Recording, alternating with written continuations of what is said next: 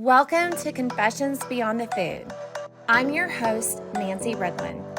Let's dig in and get inspired.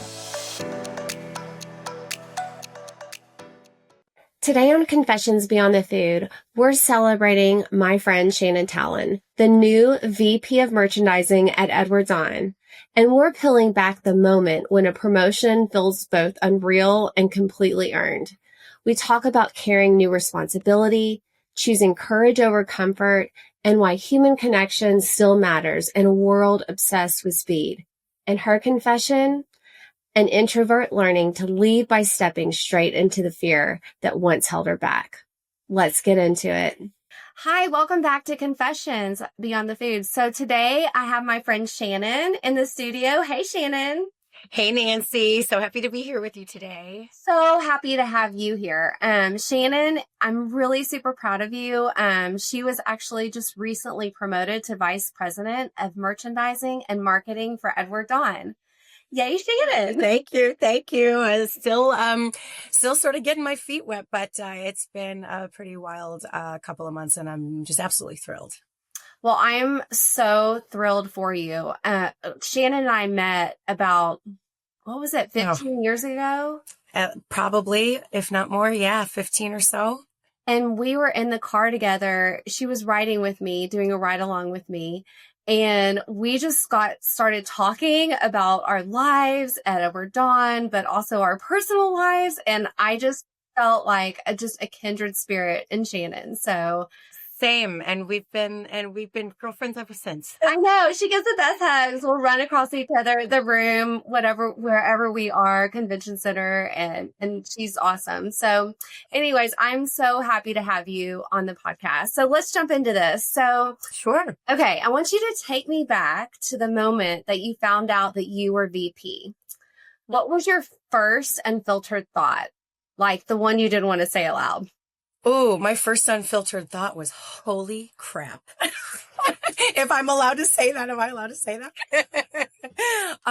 It was kind of it was that holy smokes realization moment of, and not only did I get a role that I was going for, but truly, it was truly the, reaching or the accomplishment of a goal for myself, to be the leader of this department that I've had that goal for so long, that it was really kind of the overwhelming feeling of, oh my gosh, I did it. I did it. I've achieved this goal and holy cow, now we've got so much work ahead of us. So my initial reaction was truly that kind of holy crap moment. Yeah. So who was the first person that you called or texted? Well, funny story, or kind of oddly enough, I was actually out of the country, on vacation, and had received some electronic communication about it. And so it was, it was actually in the middle of the night, where I was locally. And, so I woke my husband up to tell him, since we were in a different time zone, but I woke him up to tell him. But the first true person that I reached out to was my mom. Doesn't matter how old you get sometimes, if you're still fortunate enough to have your mom or dad around, sometimes they're still the first person. And at almost 45 years old, the first call was still mom. Yeah, after my husband, it would definitely be my mom. So, yeah. I mean, did you jump up screaming or were you just like? No, because like I said, it was probably 3-4 in the morning where I was, in a completely different part of the world. And so I was also a bit sort of out of it, right? Like holy cats.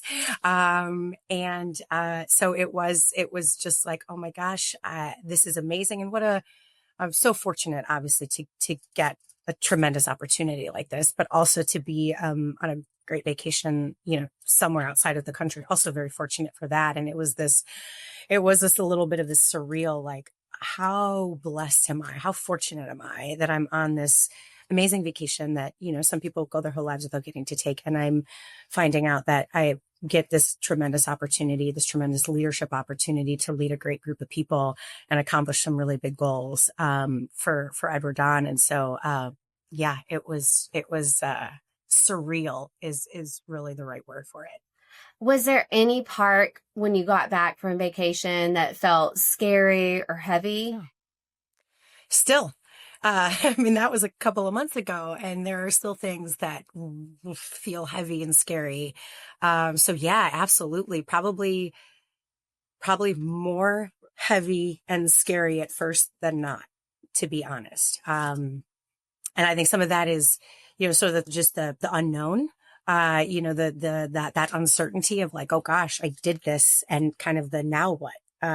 So yes, very heavy and scary, and still, still having some of those feelings, even, a couple months in, to be very honest. Yeah, no, I mean, that's truth. I know I feel that every now and then. I'll be just realize, oh my gosh, this is my business and people rely on Yes. it, and it's scary. Yeah, and absolutely. I mean, and whether you are, achieving a dream, accomplishing getting a role, or starting and having to manage your own business. I think that, I don't think we'd be human if, right, some of those feelings of fear and scariness and unknown and all of that trepidation, I don't think we'd be human, without it, right? Show me somebody who doesn't get some of that, when they're faced with a new challenge, right? And we've got a unicorn on our hands. So I think, par for the course, you know what I mean, with something like this. Yeah, I would be like, if you didn't, that's really weird. So Yeah, right.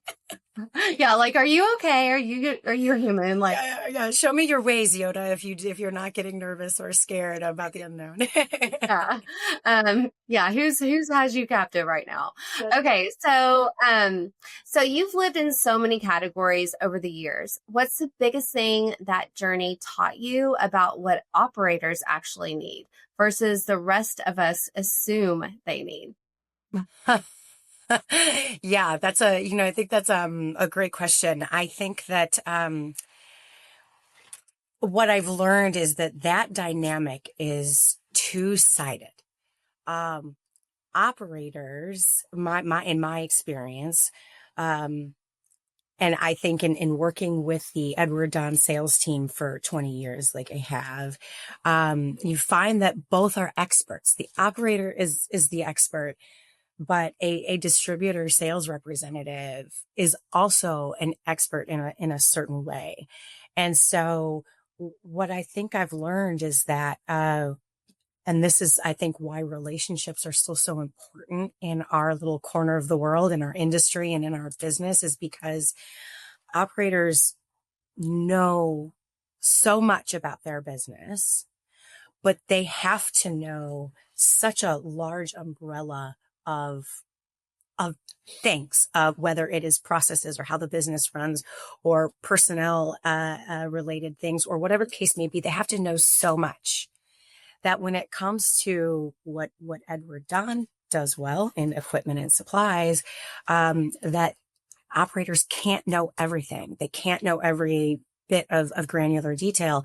And that's where the distributor sales rep comes in, right? And he or she, that person knows so much about the equipment and supplies that even when the operator thinks in some situations, right, thinks they know what they need, that relationship becomes really important. That trust between the operator and that salesperson becomes really important, because we need operators to listen to us when we're bringing our subject matter expertise to the table, right?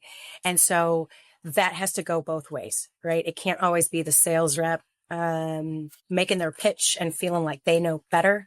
And the operator's got to give a little room too, right? That's got to be a two-way street, I think, for that relationship to work in a way where we can optimize things for the operator, right? If you get one side that has got too big of an ego or thinks they know too much, that's when we end up with problems and challenges in the marketplace or at at an operator's location. And again, like I say, that takes me to a central point of the relationship still being so important in what we do, and building that trust, because both sides think they know better in a lot of cases. And the truth is always somewhere in the middle. And so ultimately what I've learned is that we can be the biggest experts in equipment and supplies are in a given category. But if we just try to, strong arm our customers, strong arm operators, we're going to get nowhere. And the reverse being true. If a customer just tries to shut us down of like, I know best, we're never going to reach that truly symbiotic and optimized relationship. So I think to boil it down, it's that the truth is in the middle. Right. And we hear that just in life, day in, day out. Right. You might have a he said, she said, and the truth is somewhere in the middle. That applies here. Mr. Customer, you are so right. You know so much about your business, but please let us, please let us explain to you why what we know here, and let's find a solution in the middle that works for both. So that's what I've learned is in looking at all these categories, because, you have some categories that are far more price sensitive than others. And, right, it's not always about price, but it doesn't matter if it's a price sensitive category like disposables, or a category where price might not be a category where price might not be as high of a priority, whether maybe that's in equipment, right? Something that helps your kitchen run.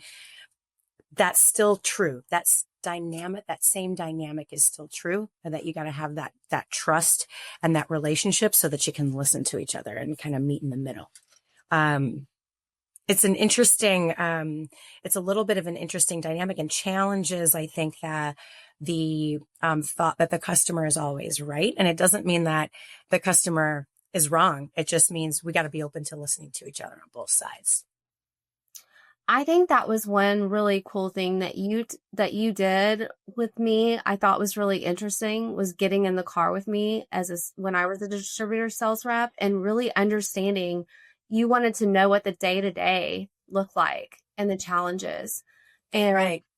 And I really appreciate that. So, because we all have to work together, and especially with supply chain issues and things like that. And I think COVID kind of opened operators' eyes, because everybody was talking about freight. They were talking about all these different costs and time, added time, that it's not every order is not a 2-day prime order. And so that's right. Oh. Well, that's an interesting point you make, Nancy, because, the Amazon effect has really had that domino impact on all of us. And I think all industries where you're transacting in goods of some kind, there is that mentality of we need everything and it's got to be quick. And certainly that has impacted our business, as we have seen online channels available to operators. But even when accessibility gets easier, it doesn't mean, to your point, that not everything is a 2-day prime order. And we, as distributors, and I think as manufacturer reps and brokers throughout the industry, we're all kind of fighting that battle together, right? To help to educate customers just as they continue to educate us. Which is so important for salespeople, to be out in front of your customer. Don't just work behind your computer. You've got to have that relationship. You can't build a relationship and trust without that. Absolutely. That's not even the more the world, it digitizes in every way, and AI starts to change all industries and such. It's one of the things that continues to fascinate me about the food service and hospitality industries. And that is the need for human touch and human connection. And maybe that has something to do with that being at the core of food service and hospitality, and that it has trickled down to our part of the supply chain. But I feel in our business, if there's not a person that you can reach out to and talk to when the widget you bought online goes bad, you really can end up in a lurch as a customer. And I it's one of the things I love about this business, is that the relationships have remained so important and haven't really been diminished, even as like I said, as the world digitizes more and more. Yeah. So, switching gears a little bit. So for me, and you'll have your confession later, but confession time that I want to know, what's a category you never expected to fall in love with, but you did? Excuse me. So I have to say, janitorial products. I was wondering if you were going to say that. I know that, and I was probably working in Jansan back when we were working together that day in the car. And maybe it has something to do with Jansan being one of the categories where I did cut my teeth more as a manager than as a person in a support role. But it's just a fascinating category and so interesting and so critical. It is a category that every operator needs. It is certainly not as sexy as the tabletop products or some of the front of house products, but I loved the challenges that the annuity based nature of part of the category would present. While it's a very broad category where you've got annuity based reorder products, but you've also got products that require skill set to sell and bring solutions to operators. I also like the fact that, you can make good margin on certain parts of the category. Some parts of the category were always squeezed for profitability, but then you could make really good money on other parts of it. And I thought that was really fascinating in terms of just the merchandising strategy of, how we bring the right pricing to the market, and still make, good profitability for the company or keep profits, strong when, every industry gets squeezed for profitability and margin. So it was just a really great training ground. And there were things about it that just, I always feel like this business feels like what I call a behind the scenes business. Right. So we go out to eat, people like you and I, Nancy, and we're flipping over plates and we're looking at our forks, and it's occupational hazard. We know too much, right? We know things about our dinner napkin, and we know things about, things we see in the bathrooms and in the kitchens. But I lost my train of thought a little bit there. But it is it's so behind the scenes. Everybody goes out to eat at some point or another, whether you go fast food, fast casual, or a little bit nicer restaurant. And you never think about where all the stuff comes from. And so I love like I said, the behind the scenes nature of what we do. But Jansan for me was, such a real, like almost a pinnacle, right?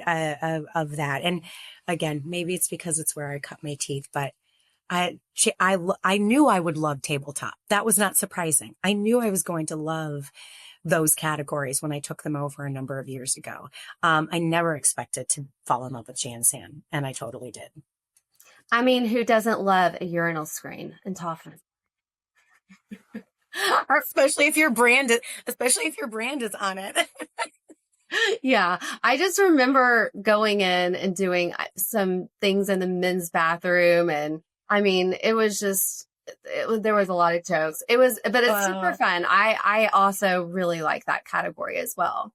So funny story about Jansan and, Edward Don and Company, our brand says Don, the name Don, and we put that on our urinal screens. And, funny story is that we've had a couple of gentlemen named Don over the years who have sent in, customer service inquiries to ask, either if they could, have some of the urinal screens or if we could take their name off of them. So. No way.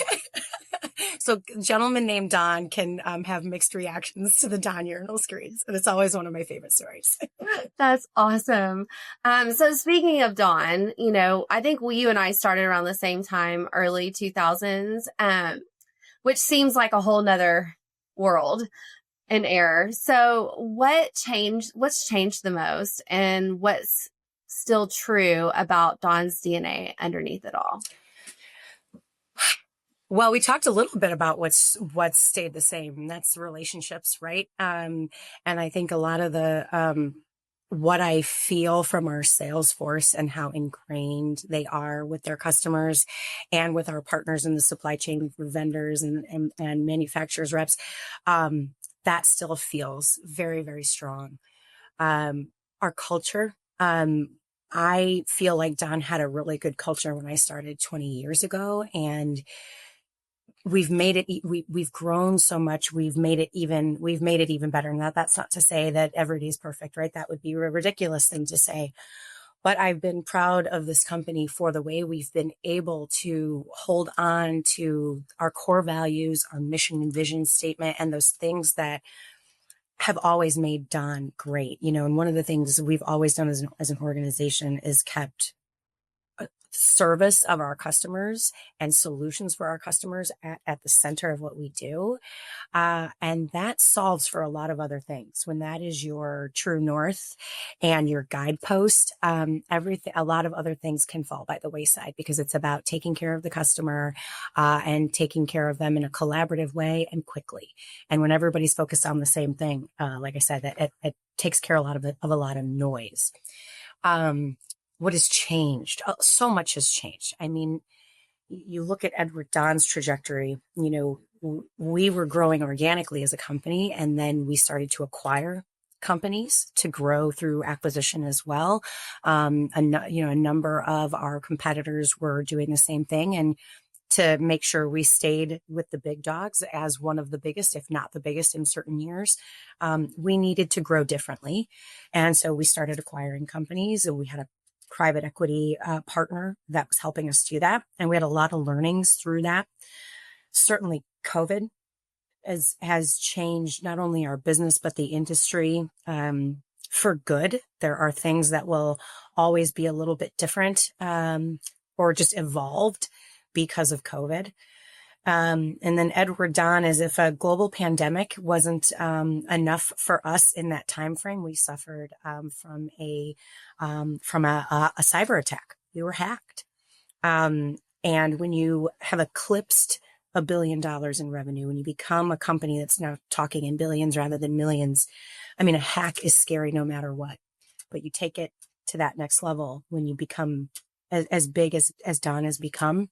That has changed our business, because there are things that we do differently to stay safe from a cyber standpoint. And I mean, then we were acquired by Cisco, right? So we've had a trajectory of change that change was going to be inevitable for us. I think when we look more globally, technology has changed us and has changed the industry. We've talked a little bit about online channels and digital channels for commerce and for customers. That is part and parcel to pretty much every industry these days. But also the invention of AI, and we're just scratching the surface of what AI is doing for our business, both as a Don and as the industry. And so, we've been the change that a lot of the change that we've experienced has been because of things going on in the world or the industry. It has been those impacts to the supply chain, whether COVID or tariffs or whatever the topic of the day is. So, we've had to be smarter from a supply chain perspective, and also the consolidation in the industry that we've seen. Consolidation at all levels. We were acquiring, and then we got acquired. At the supplier level and in the supplier community, there is rampant consolidation going on. It's going on at all levels, really. Even, when we look at the manufacturer rep group partners that we work with day in, day out, there's consolidation going on there. And so that has presented unique challenges, opportunities, and challenges for us. So really, I think that, quite frankly, it feels like once we got to what is often referred to as the Great Recession back in 2008, 2009, between then and now, it has just been constant change and a trajectory of, keep your head on a swivel or you're never going to be able to adapt. And I think food service, I would assume that many folks in food service have felt the same way, that there's just been so much global and macro change that we've all had to react to, down to the micro levels and down to our individual organizations and the department levels. But been proud that what's made Don great and successful has been what we have held very tightly to through that trajectory of change. So that, like I said, those things like the relationships we have with our customers and internally, the culture that we have, and the focus that we have on what makes us successful hasn't altered very much. And that's great. That's been really wonderful. That's awesome. So you've seen a lot of products come across your desk. What's the one that made you laugh out loud? So, as and when I was managing tabletop front of house categories, one of the trends that we've seen, or one of the things going on in the US, has been at the state level, legalization of marijuana in a number of states. And as those regulations and the laws evolve and change state to state, that starts to have a trickle down effect to food service and to hospitality. And so this, I'm probably answering this with a little bit of an asterisk. It wasn't a product that came across my desk, but it was a customer request for a product. The customer wanted a drinkware, or glass drinkware, but that looked like a vessel for consuming or smoking marijuana. And that just, we were beside ourselves, that because now we were off on a mission to source a cocktail vessel that looked like a bong, if I can say that. Yeah. So that, more so than any product that I've ever seen, it's been the request for the product. And, not a stretch. You can understand why a customer might be requesting something like that. We then had to circle the wagons and have some internal discussions about what the types of the categories of product that we could or could not engage with. And when you have a national scope as a company, and you service all states, and all states do it a little differently, right? You have to be very mindful of that. So that was the last product based thing that really gave us a really good belly laugh. As creative as it was, we couldn't help with that request, but that was a good one. That's a good example. I didn't even think about that. And I can't believe we haven't gotten more. Maybe it's because our sales team knows when they have to set a boundary with the operator. But we haven't gotten more of those, but that was a good one. Yeah. I mean, this industry is wild. So you just never know. Certainly. You just never know. So I have a desert island question. So if you could take only one Dawn product with you forever, what's your pick? You're deserted on an Oh my gosh. Okay. I'm going to go back to my love of Jansan, and this is probably going to sound ridiculous. I also, for any fans of the show Friends, and anybody knows that Monica Geller is a crazy, clean freak, neat freak. She was always cleaning. This is the part of my Monica Geller heart. But, I talked about loving Jansan, or having fallen in love with Jansan. One of the products that I fell in love with was our Dawn cloth, which is going to sound crazy and ridiculous, but we have a number of Dawn branded wipers, but we have one called the Dawn cloth. And I think it is one of the best, if not the best, products that we have. It is great for like drying off glassware and not leaving lint, and not like, that's what it's supposed to be used for. And you can use it in golf courses, and, it's really good for, cleaning clubs and cleaning different things around, whatever. But it is just this unicorn of an item.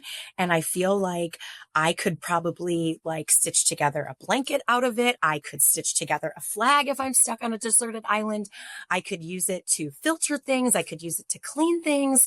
And so if I'm stuck on a deserted island and I can only bring one Dawn item with me, I'm bringing our Dawn cloth. It's awesome. It's just that good. It's just that good. So I don't know what I would choose, but that's a good one. Yeah. That's a hard one too to think about. But I know. Especially when, you have 25 product categories, from everything from, people would probably be like, well, why wouldn't you choose like a walk-in cooler, some sort of freezer where you could keep food? Well, I don't know, because how are we going to power that on the deserted island? I don't have power on the deserted island, but I got plenty of things I can use. If I am stranded with a plane crash full of Dawn cloth, I'm going to be okay. I'm going to be able to do some things. Yes, it's a similar human life. So, I mean, you could get along with, well, I mean, was it Wilson? The Yes, Wilson. Wilson. I mean, I'll be your Wilson. So That's right.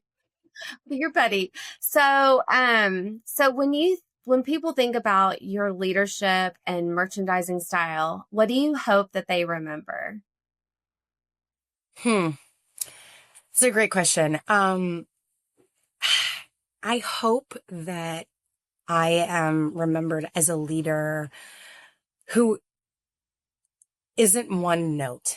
That I am, viewed as somebody who has got the yin and yang ability in terms of leadership. Somebody who can be really tough and very assertive when needed, but also has the ability to sit with an employee who's going through one of the hardest times of their life and work through with them what they need and the support they need from a work standpoint. As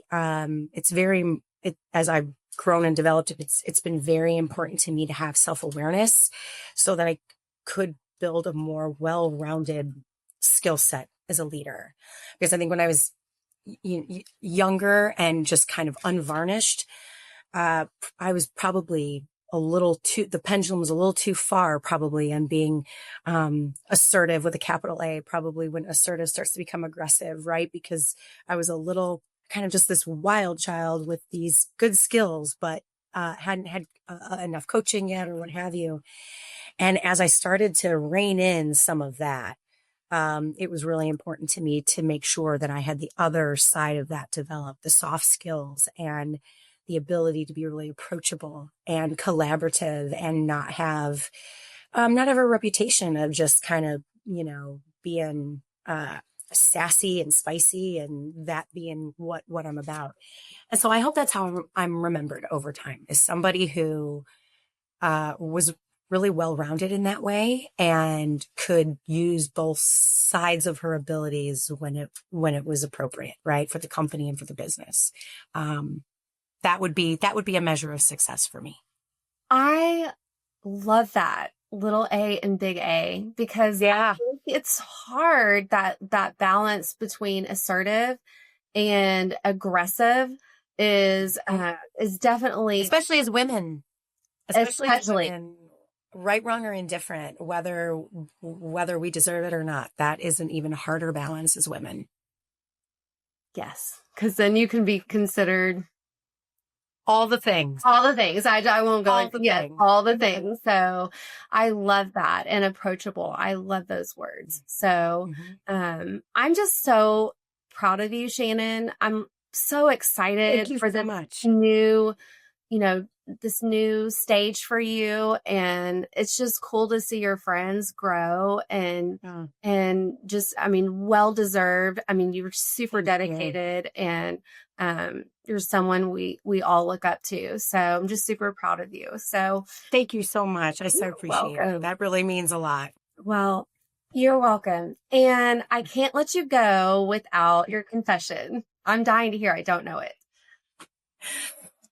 Okay, so my confession is that it's really great coming. I think good timing coming on the heels of that very kind compliment that you were just giving to me.